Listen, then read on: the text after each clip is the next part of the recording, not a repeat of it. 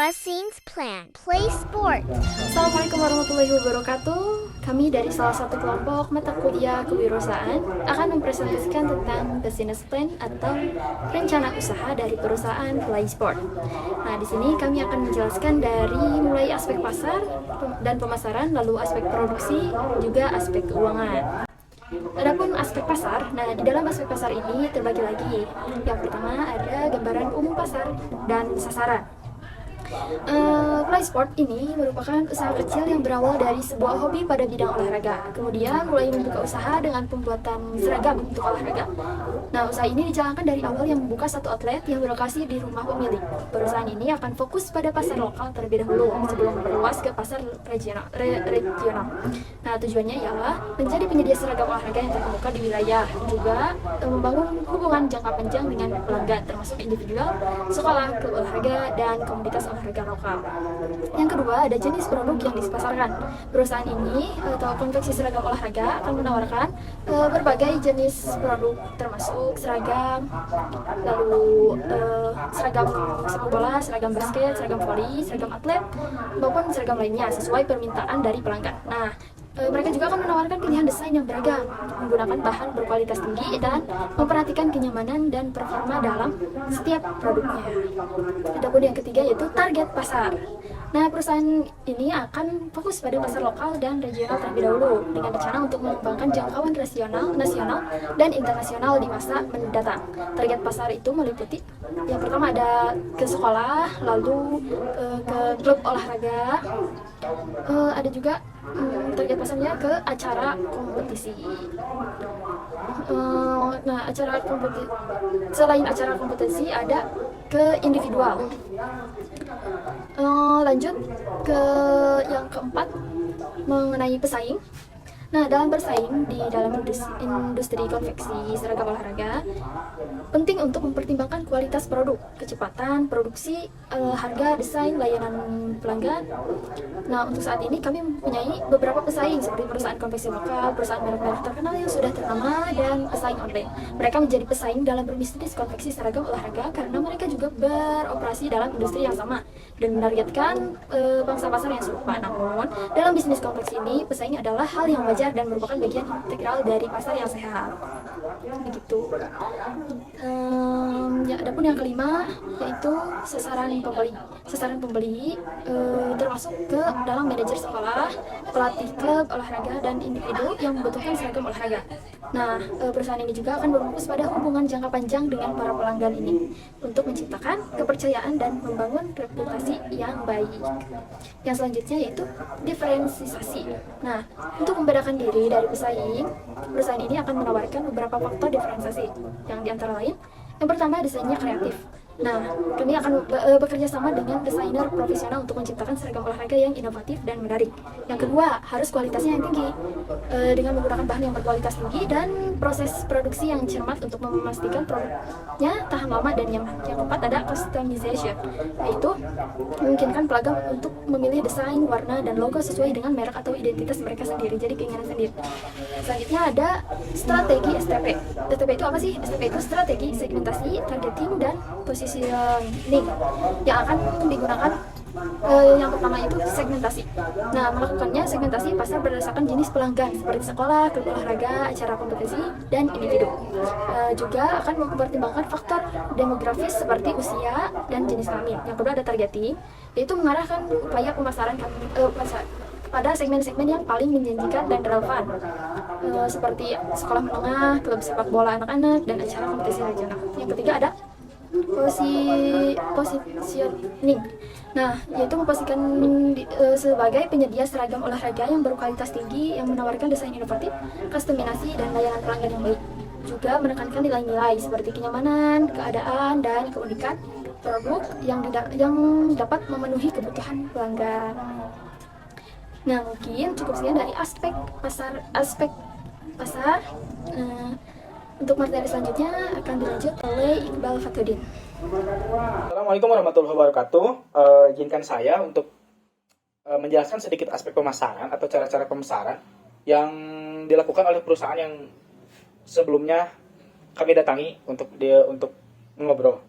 Yang pertama, dari segi promosi yang dilakukan perusahaan ini hanya melalui media internet seperti Facebook Ads, Marketplace, Shopee, TikTok Ads, dan pemasaran berbasis internet lainnya.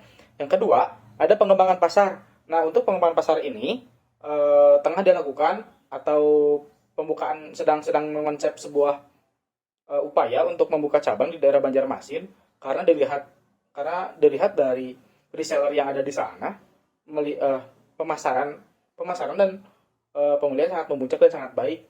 Terus yang ketiga ada pengembangan produk.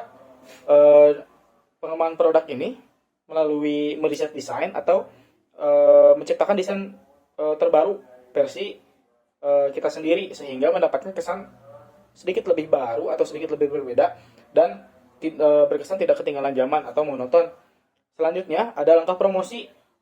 Untuk promosi ini pada permulaan kami akan mencoba memberikan potongan harga kepada konsumen dan mempertahankan bahan-bahan dan kualitas-kualitas yang kami punya tanpa mengubah menjadi lebih buruk, dan itu juga siapa yang ingin terjadi. Kemudian ada analisis SWOT dan 4P. Buat analisis SWOT atau yang menjadi kekuatan perusahaan ini ternyata memberikan bahan yang premium sekaligus memberikan ruang untuk orang-orang yang memiliki budget pas dan disesuaikan dengan bahan. Selanjutnya, memiliki bahan yang adem saat dipakai adalah salah satu kelebihan produk kami untuk dipakai berolahraga dan harga pun terjangkau. Selanjutnya, yang menjadi kekuatan yaitu terdapat sistem pemasaran online untuk pembelian sehingga bisa menjangkau daerah-daerah yang jauh sekaligus memperluas pasar. Selanjutnya, yang menjadi kelemahan produk ini adalah produk fashion olahraga yang tidak sering dipakai oleh acara-acara formal. Yang menjadi peluang adalah menerima pesanan kaos tim untuk segala macam cabang olahraga. Yang menjadi ancaman kehilangan kepercayaan konsumen dan perbandingan dengan brand lain. Ada analisis 4P.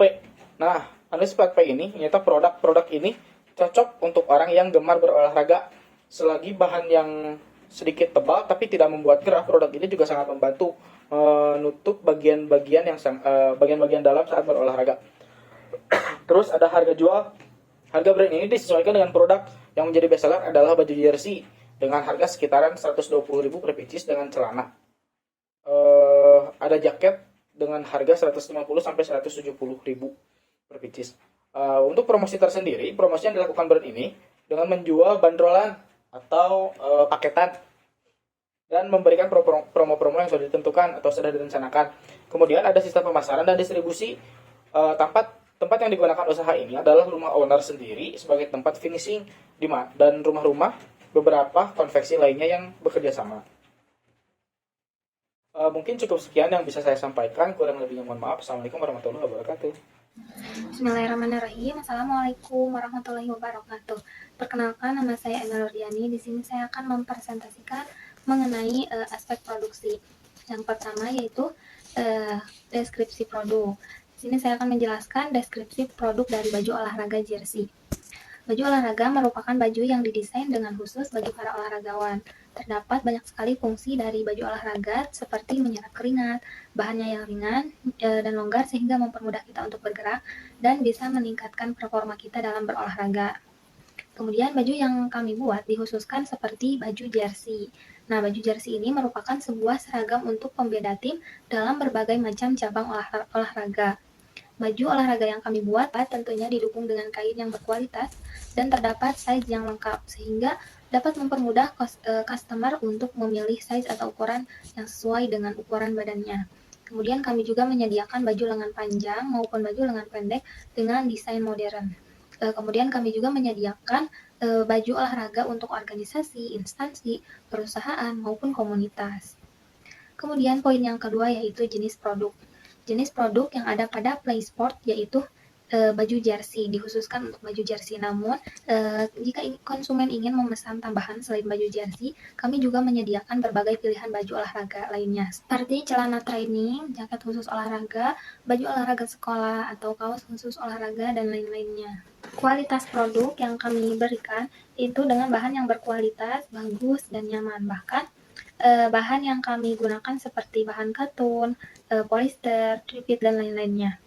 konsumen juga bisa memesan bahan sesuai dengan bahan yang mereka inginkan, seperti request gitu bahannya. Kemudian adapun untuk size atau ukuran, konsumen juga bisa mengukur secara manual maupun menggunakan size yang kami berikan. Adapun apabila konsumen ingin mengukur secara manual, bisa menggunakan meteran atau memilih dengan ukuran yang kami tawarkan. Kemudian poin selanjutnya yaitu bahan produk. Bahan produknya yaitu terdiri dari benang, kain jersey, kertas pola, jarum, dan stiker. Kemudian poin selanjutnya yaitu proses pembuatannya. Cara membuat baju jersey yang pertama yaitu desain baju yang sesuai dengan yang Anda inginkan, dan pastikan jika Anda menentukan seperti apa bentuk jersey yang Anda inginkan. Jadi teman-teman memilih dulu desainnya seperti apa dan bagaimana. Kemudian dalam pemilihan desain ini teman-teman juga bisa mengcustom sendiri sesuai yang teman-teman inginkan, dan pilihlah bahan yang teman-teman inginkan. Kemudian ukur badan size. Nah, terdapat dua pilihan seperti yang tadi saya katakan untuk pengukuran size badan. Yang pertama, teman-teman bisa memilih size dengan sesuai ukuran size yang kami berikan, dan yang kedua, teman-teman bisa mengukurnya secara manual menggunakan meteran. Kemudian langkah selanjutnya, buatlah pola pada kain. Sesuaikan polanya dengan ukuran badan yang telah ditentukan. Kemudian pola tersebut digunting. Nah, pada bagian pengguntingan ini teman-teman harus memperhatikan agar tidak salah untuk memotong. Kemudian pola yang telah digunting tadi dimasukkan ke mesin printing untuk dicetak motifnya. Kemudian teman-teman jahit pola tersebut dengan menggunakan mesin jahit, dan jangan lupa untuk sesuaikan warna benangnya. Nah, proses penjahitan ini menyatukan pola bagian tengah baju, kemudian belakang dan lengan dan kerah. Nah, jadi tadi prosesnya di printing dulu, kemudian dijahit. Nah, yang terakhir yaitu bagian finishing. Periksa kembali baju jersey tersebut dengan teliti, periksa di bagian jahitan, di bagian kerusakan apabila ada yang bolong dan lain-lainnya. Teman-teman bisa memperbaiki, kemudian setrika supaya rapi dan masukkan ke dalam plastik supaya tidak kotor. Poin yang terakhir yaitu bagian pengemasan produk. Produk yang dikemas menggunakan kantong plastik bening, lalu dimasukkan ke dalam plastik yang lebih besar dan siap untuk diterima konsumen.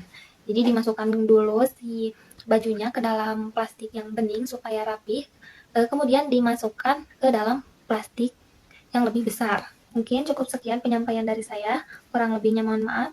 Assalamualaikum warahmatullahi wabarakatuh. Bismillahirrahmanirrahim. Perkenalkan, nama saya Frida Anggraini dengan NIM 12150200069. Di sini saya akan menyampaikan dalam aspek keuangan usaha Play Sport ini. Langsung saja, total biayanya itu ada di Rp5.039.000 dan biaya penyusutannya itu ada di Rp1.086.000. Kemudian total kerja dalam 1 tahunnya itu terdiri dari 350 hari. Kemudian bahan baku produksi itu per bulan Rp619.000, dan jika per tahun mencapai Rp216.650.000. Kemudian ada biaya operasional mencapai Rp8.300.000 per bulan, dan jika per tahun mencapai Rp98.640.000. Kemudian ada biaya investasi Rp5.039.000 per tahun. Harga pokok per produksinya itu mencapai Rp99.726.000. Kemudian harga per produksinya itu Rp90.000, kemudian harga jual per produksinya itu Rp112.500. Kemudian total biaya per tahunnya itu mencapai Rp315.290.000.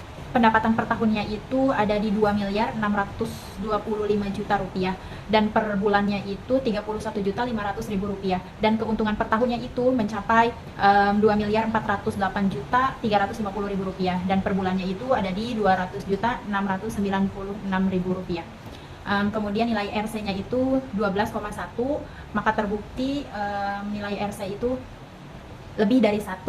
Kesimpulannya, usaha ini sangat menguntungkan. Terima kasih. Baiklah, di sini saya akan menjelaskan tentang aspek organisasi dan manajemen. Yang pertama yaitu resiko dan hambatan. Selain memiliki peluang usaha, kami juga pasti memiliki resiko yang harus kami hadapi dalam mengembangkan usaha ini. Dan kemudian dicari solusi dari resiko tersebut. Nah, berapa resiko yang mungkin akan kami hadapi dalam mengembangkan atau dalam menjalankan usaha ini diantaranya adalah yang pertama yaitu persaingan. Nah, PlaySport ini berkecimpungan dalam dunia online. Nah, sebagaimana yang kita ketahui, dunia online ini penuh dengan persaingan yang ketat. Karena apa? Karena banyaknya toko online lain yang menjual produk serupa dengan harga yang bersaing. Sebagaimana yang kita ketahui bahwa toko online itu hanyalah jual gambar. Nah, ini bisa menjadi hambatan dalam mendapatkan pelanggan yang loyal. Yang kedua yaitu kepercayaan konsumen. Nah, karena produk ini termasuk PO, ya dalam pembelian PO online ini konsumen harus mempercayai bahwa produk yang dipesan akan sesuai dengan yang dijanjikan. Namun ketidakpastian pengiriman atau kualitas yang tidak sesuai dengan harapan bisa merusak kepercayaan konsumen. Dan nah, yang ketiga yaitu keterlambatan pengiriman. Nah, dalam PO online ini juga terdapat kemungkinan terjadinya keterlambatan dalam pengiriman produk. Hal ini bisa disebabkan oleh beberapa faktor seperti kesalahan produksi, keterlambatan dalam pasokan bahan baku atau yang biasa disebut bahan bakunya kurang atau bahan bakunya belum diproduksi kembali atau masalah logistik lainnya. Nah, setelah kita mengetahui faktor yang menjadi resiko atau hambatan dalam mengembangkan usaha PlaySport ini, kemudian di sini saya akan menjelaskan tindakan alternatif atau tindakan yang akan dilakukan untuk mengatasi resiko dan hambatan tersebut adalah sebagai berikut. Yang pertama yaitu persaingan. Nah, untuk mengatasi persaingan ini kita harus fokus pada diferensi produk dan pelayanan yang kita tawarkan. Berikan nilai tambah kepada pelanggan seperti pelayanan pelanggan yang baik, kecepatan pengiriman, atau penawaran khusus yang menarik lainnya. Bisa juga dengan mengembangkan ide kreatif, meningkatkan teknologi informasi, dan meningkatkan strategi promosi. Nah, bisa juga buat strategi pemasaran yang lebih efektif untuk memperluas jangkauan Anda dan membangun kepercayaan konsumen. Kemudian yang kedua yaitu kepercayaan konsumen. Untuk mengatasi masalah ini penting untuk menjaga transparansi dan komunikasi yang baik dengan konsumen. Berikan informasi yang jelas tentang waktu, kondisi, dan kemungkinan perubahan pesanan. Jika ada keterlambatan atau masalah dengan pesanan, segera beritahu konsumen dan berikan solusi yang memuaskan. Nah, kemudian yang terakhir yaitu yang ketiga yaitu keterlambatan pengiriman. Untuk mengurangi resiko keterlambatan pengiriman, penting untuk menjaga komunikasi yang baik dengan pemasok atau produsen. Pastikan untuk untuk mengkonfirmasi keberadaan stok bahan baku dan kemudian kemampuan dalam memenuhi pesanan. Jika terjadi keterlambatan yang tidak terduga, segera beritahu konsumen dan berikan opsi pengembalian uang atau intensif lainnya sebagai kompensasi. Mungkin cukup sekian yang dapat saya sampaikan. Terima kasih. Wassalamualaikum warahmatullahi wabarakatuh.